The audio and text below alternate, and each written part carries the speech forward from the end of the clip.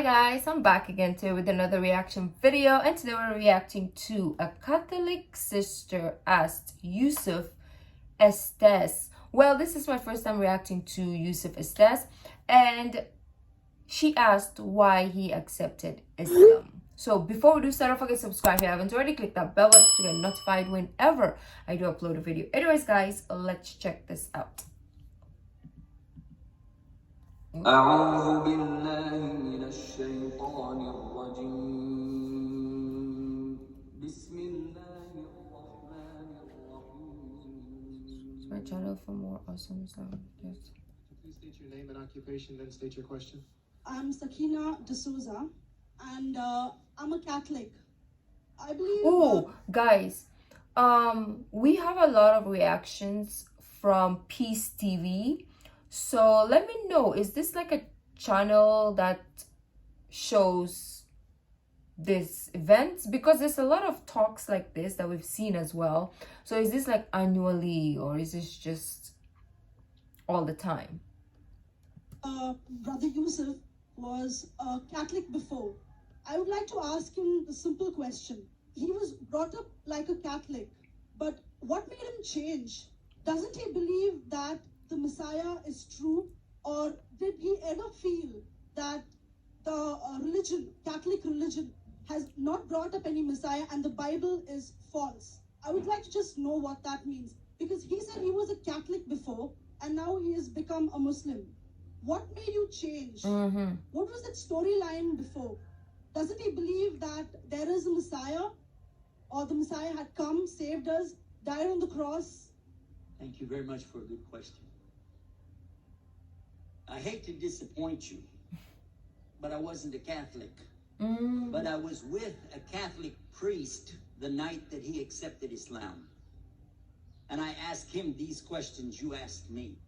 Because after all, I was still a Christian, a preacher in Christianity, and I wanted to know why my best friend, a Catholic priest, had converted. Oh, so he was Christian, his friend was Catholic, and his friend converted to Islam, I think before him. That's why we're gonna hear the story now. It's a pretty weird thing. A Catholic priest is not like a regular preacher in the Protestant religion. Exactly. A Catholic priest has given up everything. He's given up his life to be a Catholic priest. When he enters into this realm, he's basically given away everything. He can't have a wife. He can't have children. Obviously, no grandchildren. He has no home. He just lives in a rectory or wherever they give him a place to stay. And he's sent wherever they tell him to go, do whatever he's told to do, and that's it. And he cannot disobey the Pope, otherwise they can kick him out of the religion. And if they do, he's excommunicated and he goes to hell forever. So how would a person like this want to become one of those Muslim terrorists? That's what I wanted to know. He explained in a very few beautiful words something that I came to learn for myself. He said that he was sincerely in the Catholic religion because he believed in God. That he had studied, his degree was in theology, and a part of the teaching that they as priests have is to study Islam. Oh wow, I didn't know that. I went to a Catholic college. Why am I doing this? But it is a Catholic college, and we had to learn theology. Maybe I wasn't paying attention much, or maybe it's not part of our curriculum. Maybe it's just an introduction, obviously, because it's just like, actually for 4 years you have to learn theology. It's so crazy. Like, some of the teachers are amazing, but some teachers you're just like, amen. Oh yes, okay, we're talking, okay. It was slow for 4 years, imagine. But I didn't come, I don't know, I probably might have, but I forgot, or it's not part of our curriculum, whatever the case was. Priest is forced to study Islam. Oh, now you may not know that, but you can ask your priest and he'll confirm it. Oh, and when you study Islam, even when Islam is taught to you by somebody who hates Islam, as long as they don't corrupt it too far, you can still see the truth in Islam. A classical example happened to me just recently when I was in Saudi Arabia. a friend of mine, very old copy of one of the first Qurans ever translated to English by George Sale. George Sale hated Islam, he hated the Muslims, but when he translated the Quran to English, he was true to the text of the words. Oh. Although maybe not getting all the meaning, he certainly was true to the text of the words. I was shocked when I read it. Have you seen it? You know what I'm talking about? Amazing.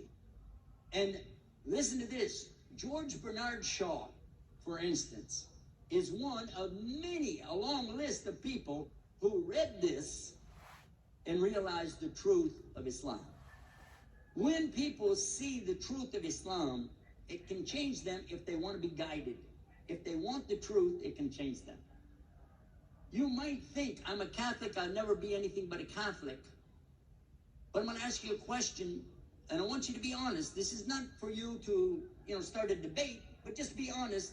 Was Jesus a Catholic?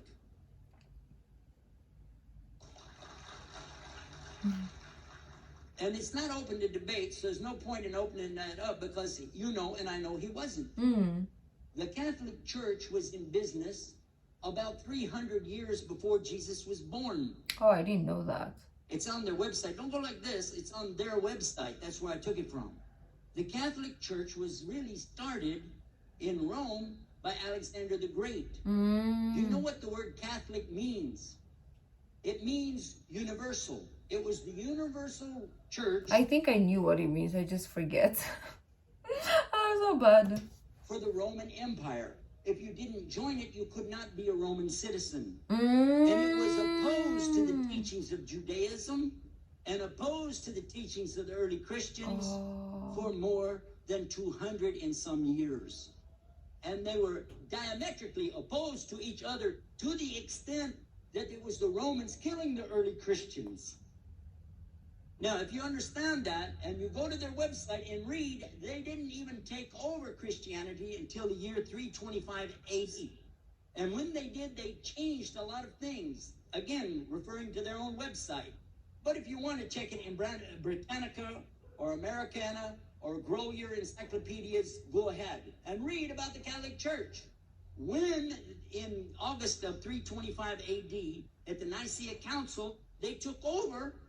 First thing they said was, let's change the date of the birth of Jesus to be the same date as that of Mithras, which was the god, one of the gods worshipped there, and also the sun god's birthday was the same day, December the 25th, believing it to be the shortest day of the year. And Constantine was a sun worshiper of Sol Invictus. Go to the website, read it for yourself. There are a lot of points, but not the least of which, even today, if you go in any Catholic church, and I have, you'll see so many portraits and statues and idols and images throughout. Sometimes scary, actually, to be honest. Like, when I go to school, sometimes we have to go to the church or the, chapels. How do you call them? But anyways, it's airy. It's very airy, the vibes in there. It's so much statues, and I'm just always looking around because I'm not comfortable in a Catholic church, sadly. I mean, it's beautiful, super beautiful. There's a lot but when I start seeing the statues, that's when I'm like, oh no, please. And I live in a Catholic country, so it's everywhere. In people's homes, there's a lot of statues as well. I don't know. I know it's a statue and I shouldn't be scared, but it's creepy. The whole place. That for the one who's never experienced that, for a Muslim who knows about these images, he'll be like, whoa, whoa, what's this? The first time I walked in a Catholic church, I was about 10 years old.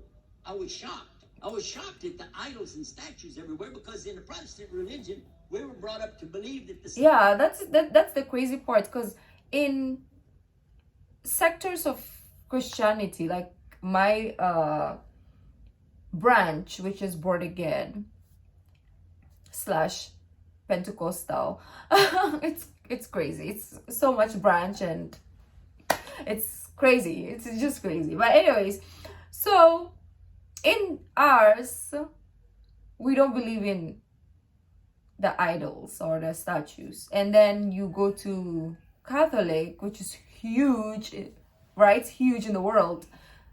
They do. So it's really like conflicting. Second commandment was just as important as the first commandment. The first commandment in the Bible, in Exodus, is the same as the first commandment in the book of Deuteronomy. It says, "I am the Lord your God that brought you out of the land of Egypt in the house of bondage. You know no other God beside me. Beside me there's no other gods. Thou shalt not have any other gods beside me." How many in this room agree with that commandment? Raise your hand. You notice the Muslims are raising their hand because it means Ashhadu an la ilaha illallah. That's the first commandment for us as well. The second commandment you have clearly says, "Thou shalt not make any idol, any graven image of anything that creeps upon the earth, swims in the sea beneath, or flies in the air above." And I was sitting in a church one time, sitting there in the morning service, watching, the preacher talk, and they go on and on and on, and sometimes you lose your train of thought. I was looking. Whoa! On the front of the podium, there was a fish.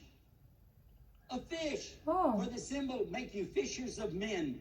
It had a fish. Okay. I said, whoa. Then I looked up above his head at the big stained glass window, and it had a dove, and he had the olive branch in his mouth. The dove is flying, the Okay. bird, I've seen I said, that. whoa. And then I look over here, and there's a cross with a man hanging on it. I said, wow, they didn't miss a single one.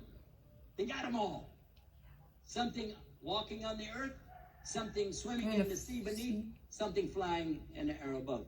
So look at these two things. Clearly, the first two of the 10 commandments, bang, bang, boom. Because if you said God is more than one, where did you get it from?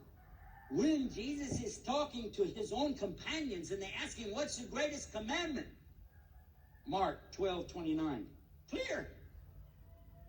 The greatest commandment is to know, O Israel, the Lord your God is one God.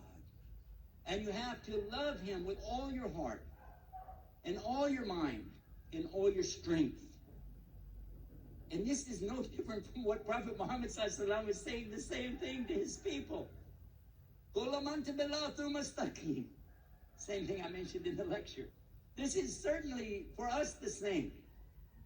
So what you see is Muslims practicing the commandments, and you see people claiming the commandments but practicing something else. And I have seen more converts from the Catholic Church than any other of the many sects of Christianity. Interesting. And especially from the nuns, priests, and even an archbishop. And all of them are better than me.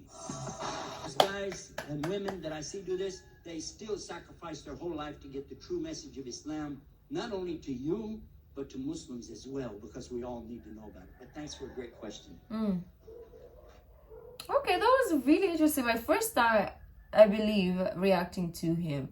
That is nice. That is nice. That is nice. That's all I can say, right? I'm like, that is nice. But yeah, let me know which videos you'd like me to check out, and thank you guys for joining. If you like this video, don't forget to give this video a thumbs up, subscribe if you haven't already, leave in the comment section down below what other videos you'd like to react to. The original link of this video will be in the description box down below, so as my social media links. So guys, I'll see you in the next video. Bye.